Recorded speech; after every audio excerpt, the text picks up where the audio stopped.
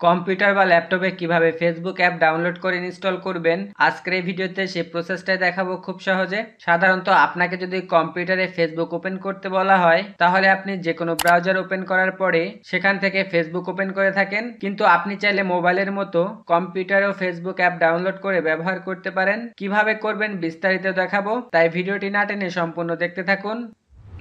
Computer বা ল্যাপটপে Facebook app download করার জন্য প্রথমে ক্রোম ব্রাউজার ওপেন করবেন। ওপেন করার পর উপরে সার্চ বারে facebook.com লিখে সার্চ করবেন। তাহলে এখান থেকে আপনি সহজেই ফেসবুক চালাতে পারবেন বা যে কারোর সাথে মেসেঞ্জারে কথাও বলতে পারবেন। কিন্তু ফেসবুক অ্যাপ ডাউনলোড করার জন্য facebook.com অ্যাড্রেস বারের সামনে দেখুন ইনস্টল ফেসবুকের আইকন রয়েছে, এখানে ক্লিক করবেন। তাহলে ফেসবুক অ্যাপ ইনস্টলের একটা অপশন চলে আসবে, এখান থেকে ইনস্টল অপশনে ক্লিক করবেন।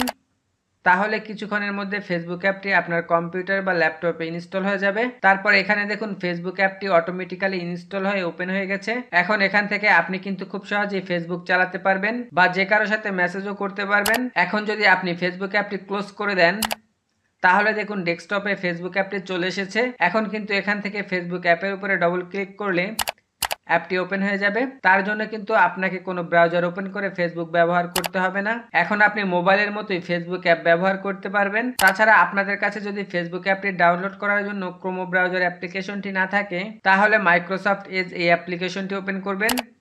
তারপরে facebook.com লিখে সার্চ করে সার্চ বারের সামনে যে প্লাস আইকন রয়েছে এখানে ক্লিক করলে ফেসবুক অ্যাপ ইনস্টলের আইকনটি দেখতে পারবেন। এখানে ক্লিক করলে ফেসবুক অ্যাপটি ইনস্টল হয়ে যাবে। তো এভাবে কিন্তু খুব সহজে আপনি আপনার কম্পিউটার বা ল্যাপটপে ফেসবুক অ্যাপটি ডাউনলোড করে ব্যবহার করতে পারবেন। সো মূলত এই ছিল আমার আজকের ভিডিওর ইনফরমেশন যদি আপনার কাছে ভালো লেগে থাকে তাহলে অবশ্যই লাইক কমেন্ট করে সাথেই থাকবেন।